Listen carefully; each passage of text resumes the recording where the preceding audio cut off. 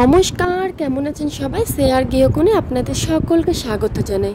এখন সকাল 8:30 বাজে। আধা ঘন্টা হলো আমি ঘুম থেকে উঠেছি। ঘুম থেকে উঠেই উষ্ণ গরম জলে চিয়া সিডটা ভিজিয়ে দিয়েছিলাম, সেটাই এখন খাচ্ছি। তার আগে যদিও একটু মেথি ভিজানোর জল আর থাইরয়েডের ওষুধটা খেয়েছি।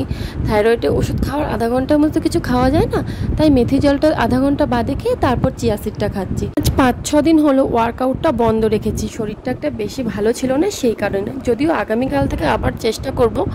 আর এদিকে আমি কাজে লেগে পড়ছি, কারণ মিহু ঘুম থেকে উঠে পড়েছে। ওকে বললাম ব্রাশটা করে নিতে, তো মেয়েটা ব্রাশ করতে কিছুতেই রাজি হচ্ছিল না, একটু টিভি দেখছে। তো বাচ্চা মানুষের মুড সবসময় তো এক থাকে না, তার জন্য আমিও ওকে জোর করলাম না, ঠিক আছে দেখুক। এদিকে আমি ঘরের কাজগুলো একটু সেরে নিচ্ছি। আজ এই যে বিছানার চাদর, বালিশের কভার, মশারি এইসব একটু কাচবো। ঘর ঝাড়াঝাড়ির কাজ কিন্তু অল্প অল্প করে শুরু হয়ে যাচ্ছে, কারণ বেশি দিন তো আর পুজোর দেরি নেই, মাত্র 17-18 দিন আছে। আর তার মধ্যে শনিবার, মঙ্গলবার, বৃহস্পতিবার এইসব দিনে নাকি আবার ঘর ঝাড়তে হয় না। যদিও আমি ঘর ঝাড়ছি না, এই আজকে বিছানার চাদর টাদরগুলোই কাচবো। আর এই যে কোল বালিশটা দেখছো, এটা কিন্তু বিশাল বড় আর এত ভারী, এটার থেকে বালিশের কভারটা বের করতে সত্যি আমি হাঁপিয়ে যাই। ওইদিকে মিহুকে তো আমি একটু জল খাইয়ে দিয়েছি ঘুম থেকে ওঠার পরে, আর ওর জন্য প্রেশার কুকারের মধ্যে চাল, ডাল, আলু দিয়ে একদম ভাত করছি, ফেনা ভাত, যেটা খেতেও খুব ভালোবাসে। কারণ সকালের দিকে তো ওকে খুব একটা ভাত দেওয়া হয় না, তাই জন্য এই ভাতটা বেশি খাওয়ানো হয় না। দুপুরে তো ওই মাছ, ডিম, ডাল, সবজি যা হয় সেটা দিয়ে দেওয়া হয়। জামা কাপড়গুলো ভিজিয়ে দিচ্ছি, আর এর মধ্যে মিহুকে কিন্তু মুখটাও ধুয়ে 2টা বিস্কুট দিয়ে দিয়েছি। আর জামা কাপড়গুলো ভিজানোর পরে এবার আমি এই ফাঁকে একটুখানি ঘরটা ঝাড় দিয়ে মুছে নিব, কারণ মিহু যতক্ষণ টিভি দেখে সেই টাইমটার মধ্যে আমাকে না ঘরটা ভালো করে মুছে নেওয়া হয় প্রতিদিনই। কারণ ও যখনই এই ঘরে আসে তখনই আমাকে না ঘরটাগুলো আর মুছতে দেয় না, আর যখন টিভি দেখে তখন খাটে বসে থাকে, ভালো করে ঘরটা মুছে নিতে পারি।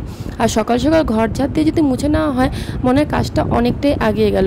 কারণ এরপর সকালে খাওয়া দাওয়া, জামা কাপড়গুলো কাচা আছে, তারপর দুপুরে রান্না বান্না সবই বাকি আছে।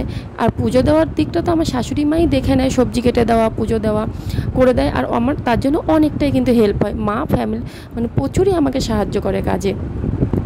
আর আমিও এদিকে মুখ টুক ধুয়ে একটু ব্রাশ করে নিয়ে সানস্ক্রিনটা লাগিয়ে নিচ্ছি। যদিও এটা আমি রোজ লাগাই না, ভুলে যাই আমি অনেক সময়, তো আজ লাগিয়েছিলাম। তারপর আজকে সকালে খাবারের জন্য করব হলো রুটি।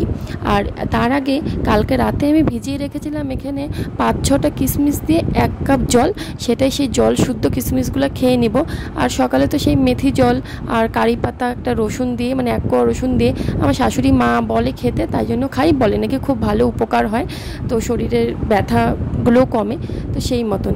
তারপর আমাদেরও খাওয়া হয়ে গেছে, মিহুকে তো তার আগেই খাইয়ে দিয়েছি। দুপুরে রান্নাও করে নিচ্ছি, ভাত, ডিমের ঝোল, চাল কুমড়ো ঘন্ট আর হলো ডাল।